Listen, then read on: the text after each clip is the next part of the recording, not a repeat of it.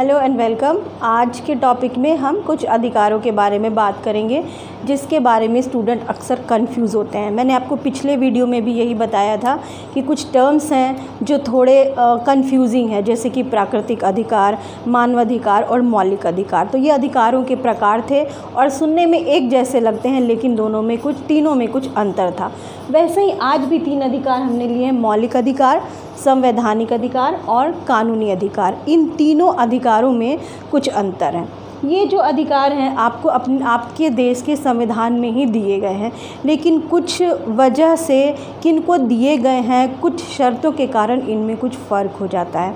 जैसे आप इसको समझिए, ये मौलिक अधिकार है। मौलिक अधिकार वह अधिकार हैं जो भाग 3 में अनुच्छेद 12 से 35 के बीच में दिए गए हैं।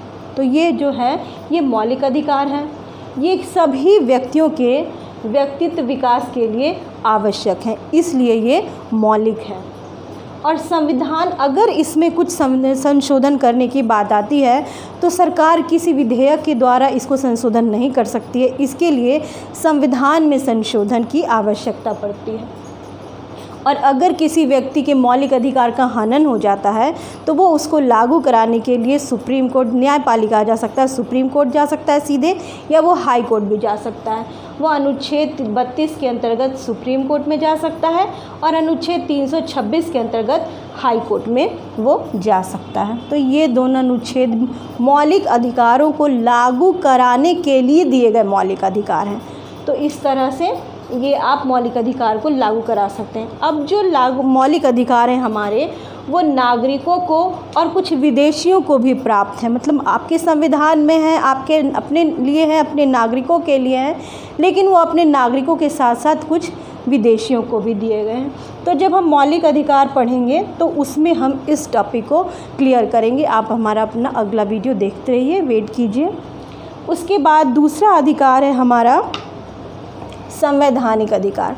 संवैधानिक अधिकार वो है जो आपके संविधान में दिया गया है आपको, लेकिन वो मौलिक नहीं है, यानी वो आवश्यक अधिकार हैं और वो भी सभी नागरिकों के लिए वो दिए गए हैं, लेकिन मौलिक नहीं है, लेकिन आवश्यक है। यानी व्यक्तित्व विकास जैसे शर्त उसके साथ नहीं है, लेकिन आवश्यक अधिकार हैं और इस तीसरे भाग के अलावा अन्य भागों में दिए गए हैं। और इसमें भी अगर संशोधन करना होगा तो हमें संविधान संशोधन द्वारा परिवर्तन करना होगा। उसके बाद तो अब देखेंगे कि कौन से अधिकार हैं जो संवैधानिक अधिकार हैं।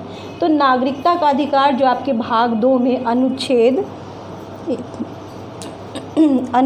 5 से 11 के बीच में और भाग 2 में दिया गया है, नागरिकता का वो अधिकार, वह एक संवैधानिक अधिकार यानी संविधान में दिया गया अधिकार है। काम करने का अधिकार अनुच्छेद 41 में दिया गया अधिकार। संपत्ति का अधिकार 300A में दिया गया है अधिकार।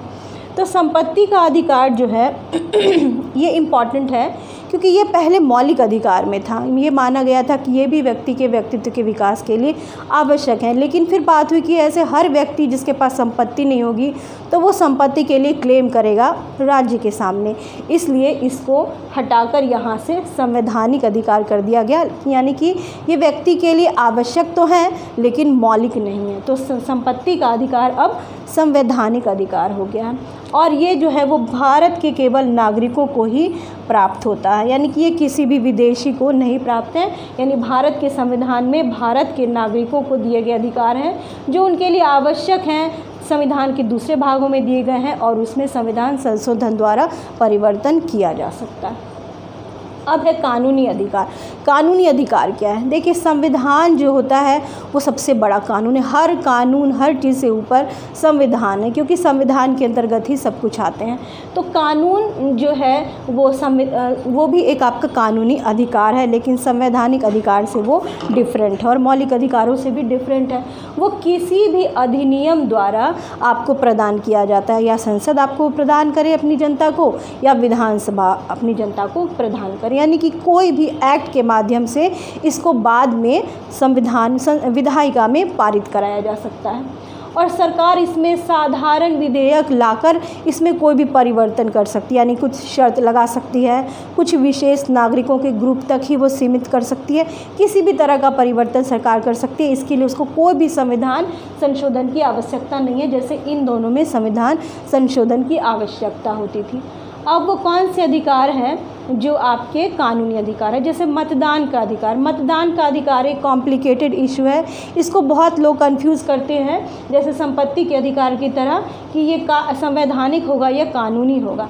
ये कानूनी अधिकार है, क्योंकि कानूनी अधिकार जो होता है वो बहुत टर्म एंड कंडीशन के साथ आता है। संवैधानिक अधिकार जो होते हैं वो ज़्यादातर जनता के लिए, सभी जनता के लिए होते हैं, लेकिन कानूनी अधिकार जो होते हैं वो कुछ लोगों को कुछ शर्तों के साथ दिए जाते हैं। जैसे अगर आप 18 वर्ष के होंगे तभी आप जो है मतदाता होने के योग्य होंगे, अनुच्छेद 326 में ऐसा कहा गया है कि यानी कि आपकी मतदाता आप कब होंगे, उसके लिए आपकी क्या शर्त है, कब आपको मतदाता का टाइटल मिलेगा, वो 326 में है।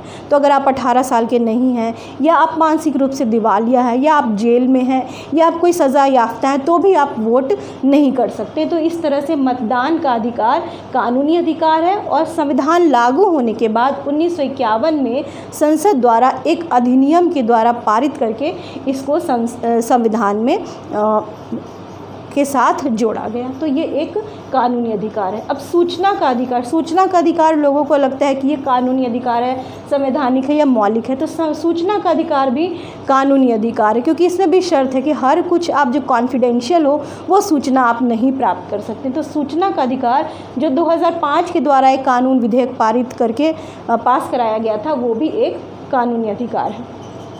और कानूनी भी अधिकार जो होते हैं वो नागरिकों और विदेशियों को प्राप्त होते हैं। तो अब आप कहेंगे कि मतदान का अधिकार क्या विदेशियों को प्राप्त होता है? जैसे कुछ एनआरआईज़ को मतदान की बात है कि उनको भी मतदान करने दिया जाए, तो अगर 326 के माध्यम से संशोधन करके अगर उनको मतदाता सूची में डाल दिया जाए तो वो दे ही सकते हैं। तो इस तरह से ये जो अधिकार है कानूनी अधिकार नागरिकों और विदेशियों को प्राप्त है। सूचना का अधिकार मतदान का अधिकार है, और कोई भी अधिकार जो सरकार विधेयक ला के पारित करती है उसमें संशोधन कर सकती है, कुछ शर्तों के साथ देती है, किसी को प्रदान कर सकती है, किसी को प्रदान नहीं कर सकती। तो ये कानूनी अधिकार है। तो मौलिक अधिकार, संवैधानिक अधिकार, कानूनी अधिकार, ये कॉन्सेप्चुअल टर्म है। तीनों को बहुत बेसिक से समझना ज़रूरी है। आप इसको याद कीजिए, समझिए, वीडियो को बार बार देखिए और इसका एक स्नैपशॉट ले लीजिए और अपने कॉपी में नोट्स बना लीजिए और याद कर लीजिए। अगले टॉपिक में हम आपको मौलिक अधिकार को क्लियर करके बताएंगे। आज के लिए इतना ही। Thank you.